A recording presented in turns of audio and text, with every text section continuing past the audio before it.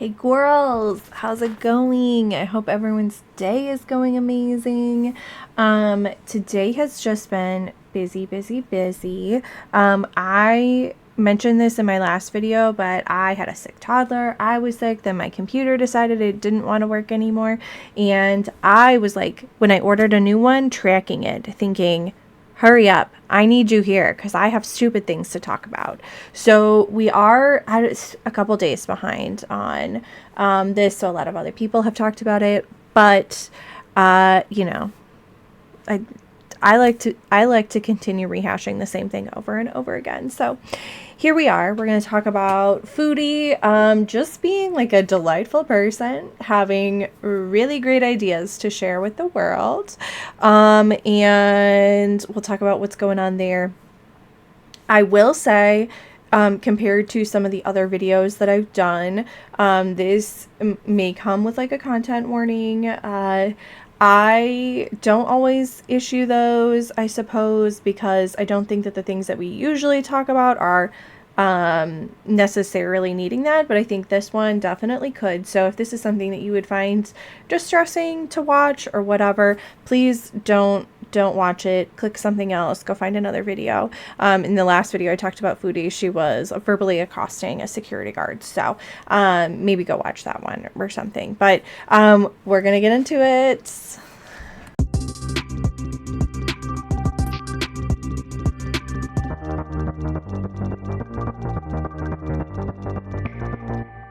Hey guys, okay, so I have not vlogged all day long. I've kind of just been, it's dark time, as you know. Y'all want to hear an opinion? I think olives are gross. I think they throw off the salt profile of any dish that they're in. If you put them on pizza, they're going to be like mushy and too salty. And don't even get me started on like blue cheese stuffed olives. Gross. I tried to get into martinis for a while and I could just never do it. The thing is, like, opinions on olives are a fine thing for me to have an opinion on. And you know, there's nothing wrong with people who like olives. I'm married to someone who likes olives. That's a thing that people are allowed to have an opinion on. And there is a really big difference in my perspective between an opinion and a belief system. And opinions are the sort of thing that are potentially malleable. They are a thing that people could change their ideas on, right? So someday, maybe I'll like olives. Maybe I'll start really liking painfully salty foods. But a belief system is something that people often hold more intrinsically. It's something that is a part of who they are, right? And a big difference between these is that opinions are neutral, right? I don't feel any ill will towards people who like olives.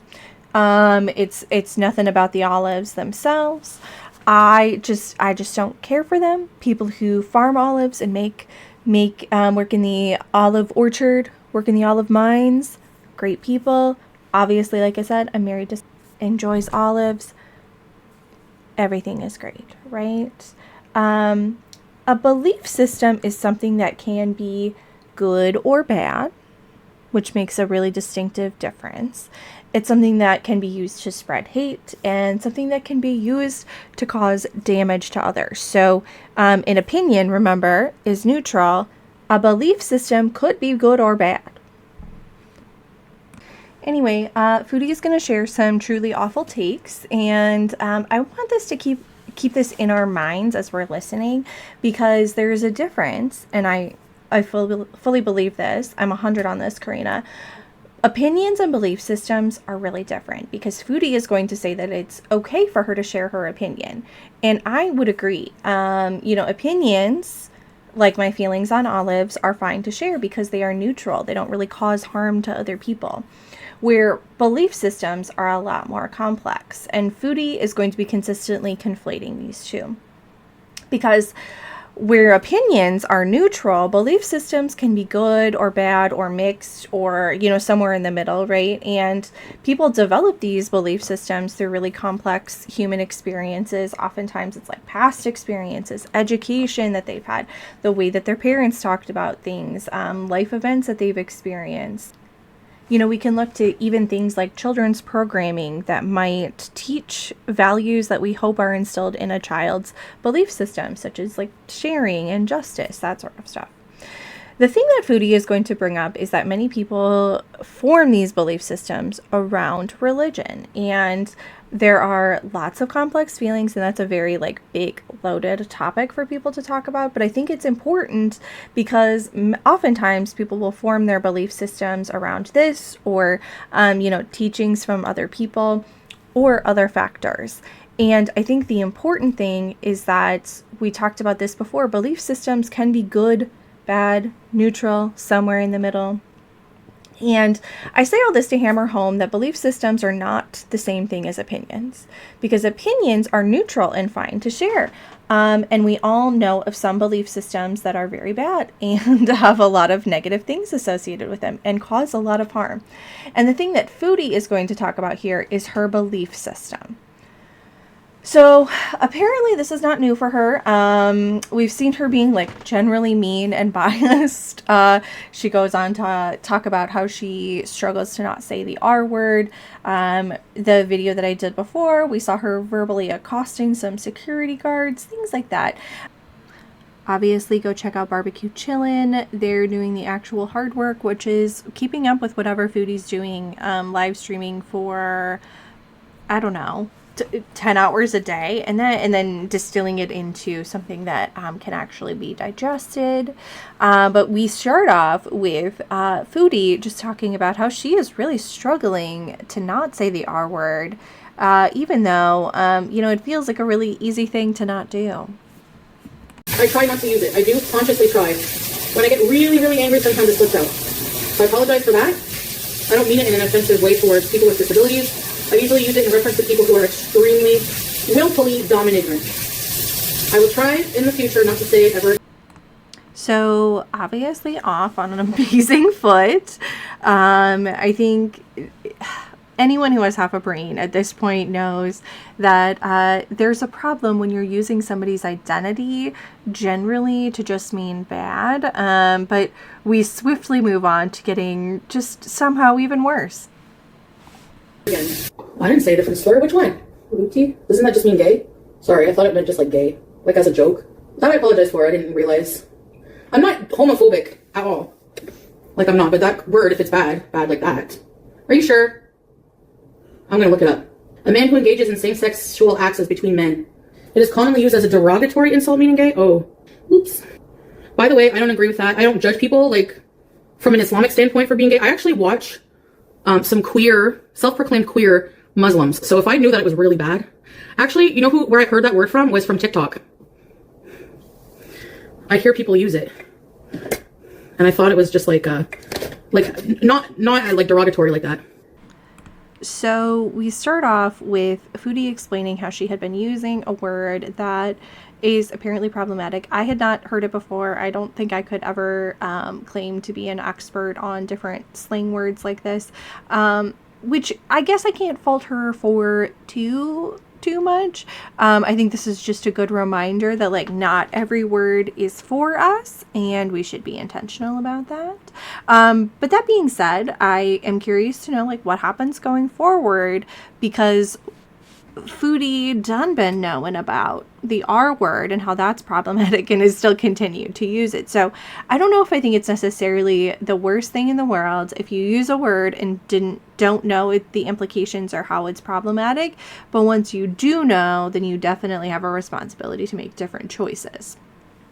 Which I don't really see happening, because Foodie basically starts saying that she doesn't care and will continue to make offhanded statements as she pleases. No, Salah doesn't use that word. I follow a lot of Muslim TikTokers from Australia, and that's where I heard it from. And they use the word very casually, like I don't think this guy is into women. He's the L word, that word, and it wasn't in like a derogatory way, so I wasn't sure. But I'm really sorry if that's a really bad word. And actually the R word, yeah, the R word I am impulsive with, yep. I've admitted that many times. If you don't like me and you want to leave me, go right ahead. I wasn't judging him on how he looked. I was joking around. You can't even make a joke. Like, the gaydar thing, like, all these women were lusting after him, and I was like, I don't think he swings that way. Which, I mean, I don't know. I guess I can appreciate the honesty. Too, okay? If you're offended, then fuck off. That's plain and simple. I don't care if you don't agree with me. I'm allowed to make jokes about whoever I want to. If you're offended, oh well. Go cry about it. Don't come here. You know what I'm like now. You know I'm trying to, stay on the dean, and people know this, and they purposely try to derail it. But anyway, that's not where it stops. Foodie just keeps on talking, and we get into some really interesting takes that Foodie has. But I have to say something in defense of people, like certain people. Not everyone has to agree with homosexuality. Like, I know that's like controversial. Not everyone has to agree that, has to like that idea or whatever. People don't have to agree with it, but people have to respect people. Like, if you don't believe in, if you don't believe in trans movement, whatever, I don't know what to call it, but don't be transphobic. Respect everyone and just treat them like a human being, regardless of your beliefs. Keep them to yourself if it hurts people, That's how I see it. Which I guess is like technically a fine enough take to have. However, that's not where it stops. I'm going to say it, and I might lose a lot of people for that, but I don't think that having sex change surgery makes you biologically a woman. I'm just going to fucking say it. I don't believe that. I don't think that you can become a woman with surgery. Plain and simple. Am I transphobic? No. I believe in rights for everyone. That's your business, how you want to live. There you go. What comes? I have to agree with people? I have to agree? Why? Why do I have to agree just because you say something? I don't agree with you. Okay? I'm sorry. I don't think that children or people at a certain age should be, I'm sorry. I just don't believe it. As a member of the cis queer community, I feel like it's definitely my place to speak on this. I mean, I think honestly it's everyone's place to speak on this, because opinions like this, ideas like this that are shared, or like takes like this can and do have the possibility to cause really a lot of harm to people, right?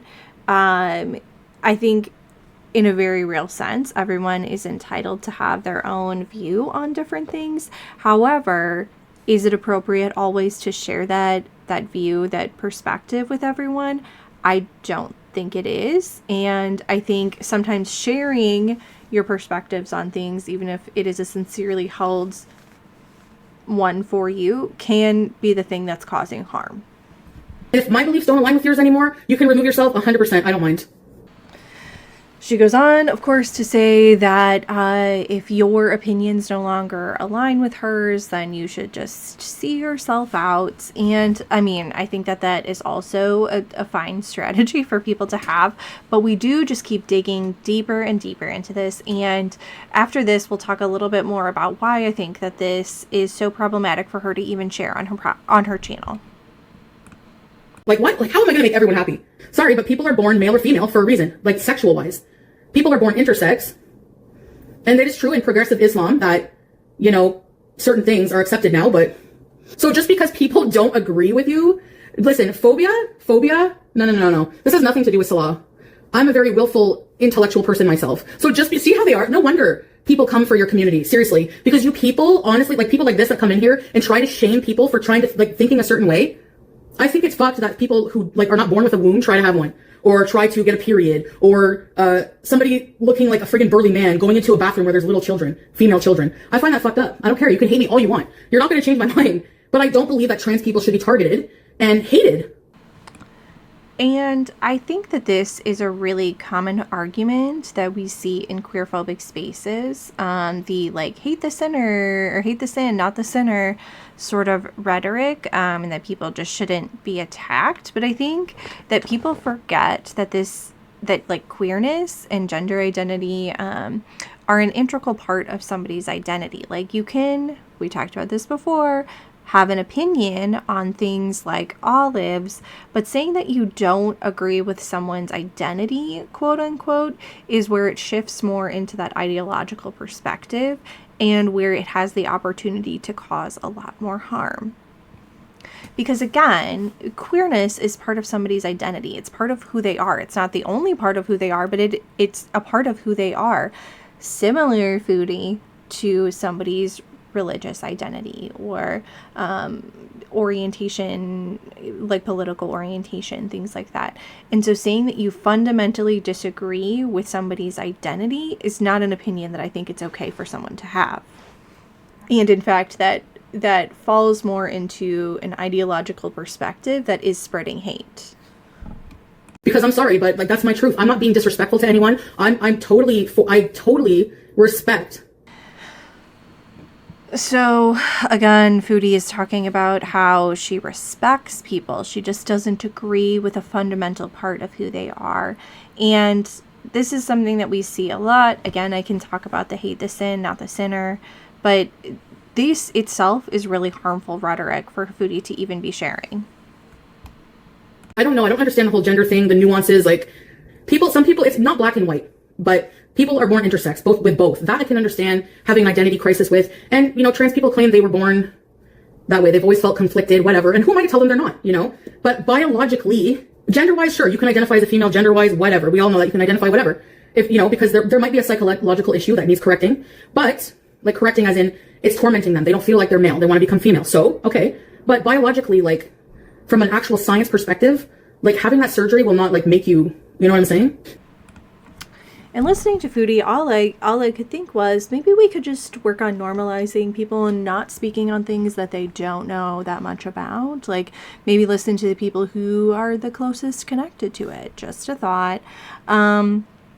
But I think, listening to that, this is consistently an issue with people not being queer enough or not presenting enough or people just like not understanding how gender identity works. And we can see Foodie like 100% playing into that when she does, I guess, a soft launch for some segregation, which love that for her.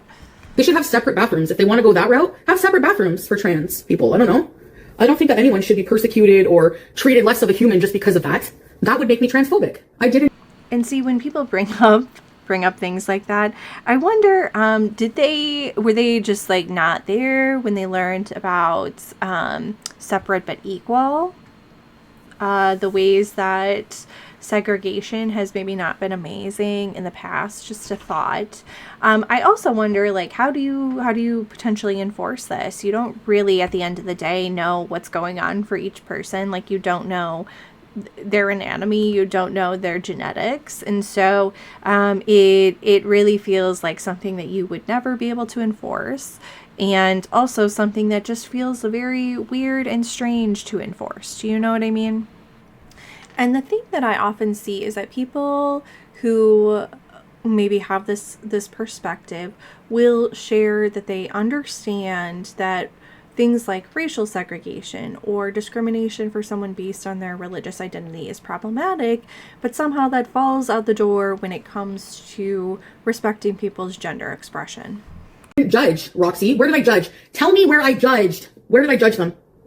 Because I had an opinion? Because I stated a scientific fucking fact that having a surgery will not give you XX chromosomes? If it weren't for God, I'd probably be seriously dead somewhere. I still struggle, but I'm on a better path.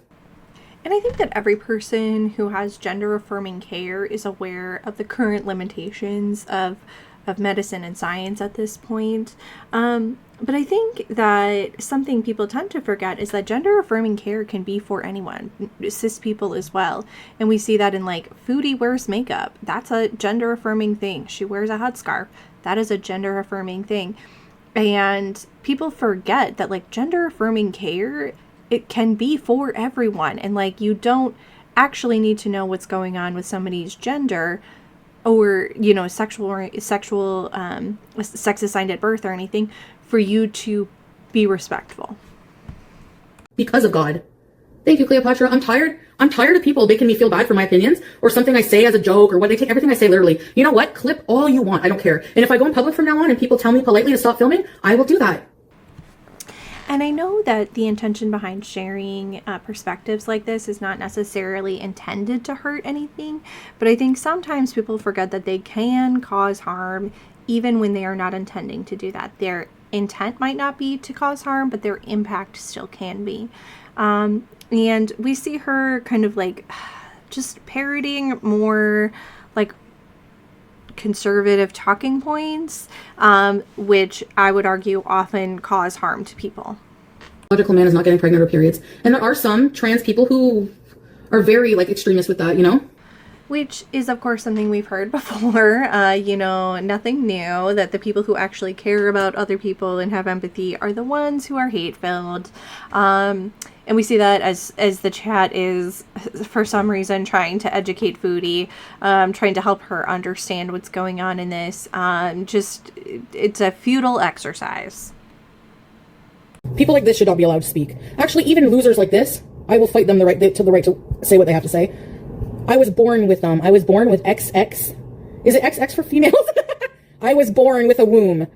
I was born with a vagina. I was born with XX chromosomes. No, Yala, you can get out of here with your hateful bullshit as well. The social justice warrior people are so hateful and talking shit about trans people. That's the thing. How is just saying a scientific fact? How are they trying, like, people trying to change science? And God, like it's so mind-bending to me. And then say that that's transphobia. And, you know, we kind of end with Foodie saying, like, I have a belief and therefore I'm allowed to say it. And, do I believe that people should have freedom of speech? Duh, obviously. But do I think, that the polarity of speech, and especially speech that is, maybe filled with harmful rhetoric, can cause harm? Yes, obviously.